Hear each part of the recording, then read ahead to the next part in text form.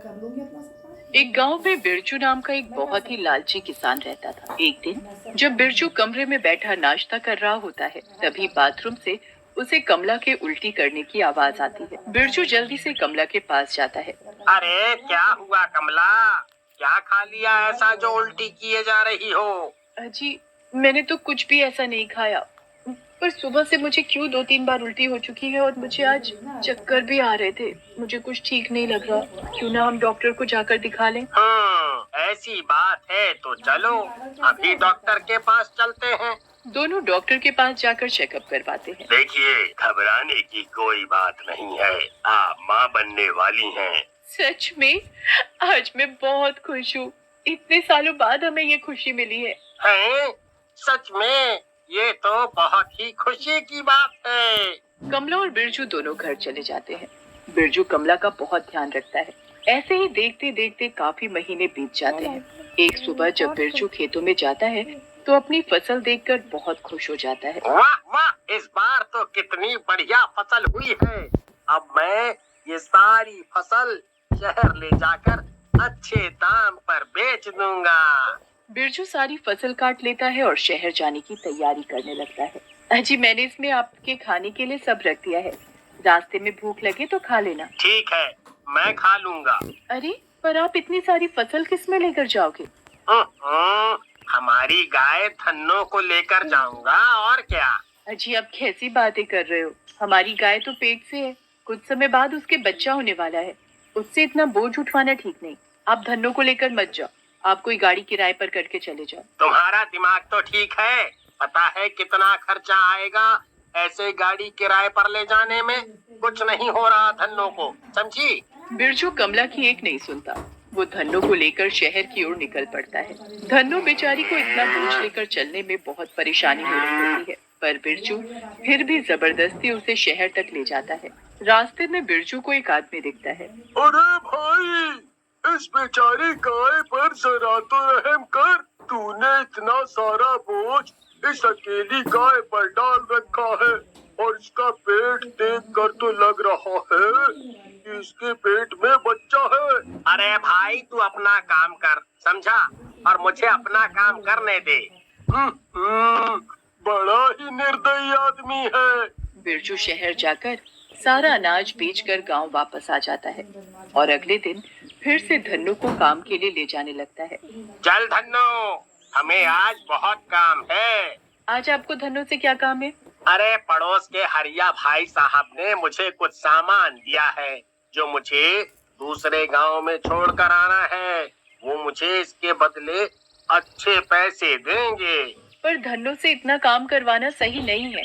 ये क्या, तुम हर वक्त एक ही बात बोलती रहती हो। मुझे अपना काम करने दो, समझी? बिरजू सारा सामान धन्नो पर लाद लेता है और दूसरे गांव में छोड़ने चल देता है। धन्नो धीरे धीरे आगे बढ़ती है। उससे बिल्कुल भी चला नहीं जाता, पर वो फिर भी जैसे तैसे आगे सामान पहुंचाकर वापस आ जाती है। दिन पर दिन धन्नो की हालत बिगड़ रही होती है, पर बिरजू बिल्कुल भी ध्यान नहीं देता। बिरजू धन्नो से रोज काम करवाता और पैसे कमाता। कुछ दिन बाद बिरजू का दोस्त सुरेश उसके घर आता है। अरे भाई बिरजू, कैसे हो? बहुत बढ़िया। तुम बताओ कैसे हो? आज कैसे दोस्त की याद आ गई? कैसी बात कर रहे हो बिरजू यार?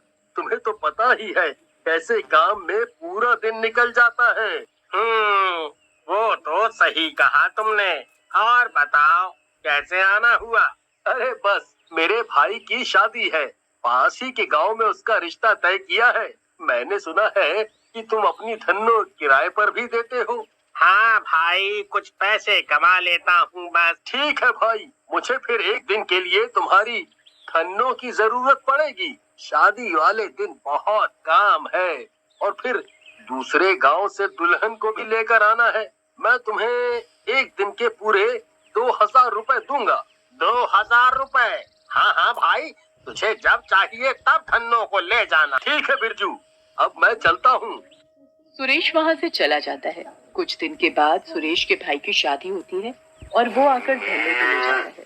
सुरेश पूरा दिन धन्नो से सामान यहाँ से वहाँ ले जाने के लिए इस्तेमाल करता है और फिर पूरा परिवार, सुरेश, उसका भाई दूल्हा, माँ बाप बैलगाड़ी में बैठकर दूसरे गांव में शादी के लिए पहुंच जाते हैं। सुरेश के भाई की शादी होते ही सब लोग वापस आने के लिए बैलगाड़ी में बैठ जाते हैं। अरे बहू, आओ यहाँ मेरे पास बैठ जाओ। जी माँ जी। सब लोग बैलगाड़ी में बैठकर अपने घर वापस आने लगते हैं। चलते चलते धन्नु बहुत थक जाती है, पर फिर भी वो रुकती नहीं है। फिर रास्ते में एक नदी पड़ती है और धन्नु उस नदी पर बने एक कच्चे पुल को अपने लड़खड़ाते कदमों से पार करने लगती है। पुल का एक फट्टा निकला हुआ होता है और धन्नु का पैर उसमें फंस जाता है। धन्नु घबरा जाती है और अपना पैर बाहर निकालने की बहुत कोशिश करती है। अरे भाई, ये धन्नो इतना क्यों उछल रही है? ये पागल है क्या? अरे देखो, इसका पैर फंस गया है। कोई जल्दी से नीचे उतरकर इसका पैर बाहर निकालो। सुरेश की माँ इतना बोलती ही है और धन्नो छपाक से सबको लेकर पानी में गिर जाती है। पानी गहरा नहीं होता, इसलिए सब लोग बच जाते हैं और सही सलामत घर पहुँच जाते हैं। बिरजू, ये क्या किया तूने? क्या हुआ भाई, इतने गुस्से में क्यों हो? हे भगवान, कहीं उसके बच्चे को कुछ ना हुआ हो। बिरजू जल्दी से उसे एक जानवरों के डॉक्टर के पास लेकर जाता है, जहाँ वो एक मरे हुए बच्चे को जन्म देती है। धन्नो अपने मरे हुए बच्चे को देखकर क्या कहा? जो भी लड़की वैशाली नगर की वधू बनने के लिए चुनी जाएगी, वो पूरी जिंदगी बड़े से राजमहल में राज बहुत रोती है। उसकी आंखों में आंसू देखकर कमला को बहुत दुख होता है। देखो जी, हमारी धन्नो रो रही है। इस बेजुबान जानवर को भी सब समझ आता है, इससे भी तकलीफ होती है। तुम्हें इस पर कुछ ज्यादा ही तरस आता है। वो जानवर है, जानवर, समझी? अब चलो, इसे घर लेकर चलते हैं। बिरजू और कमला धन्नो को घर ले आते हैं। धन्नो घर के आंगन में भूखी प्यासी रोती रहती है। 4 दिन बीत जाते हैं, पर धन्नो कुछ भी खा पी नहीं रही होती। एक रात कमला धन्नो के पास खाना लेकर जाती है और उसके सिर पर हाथ फेरने लगती है।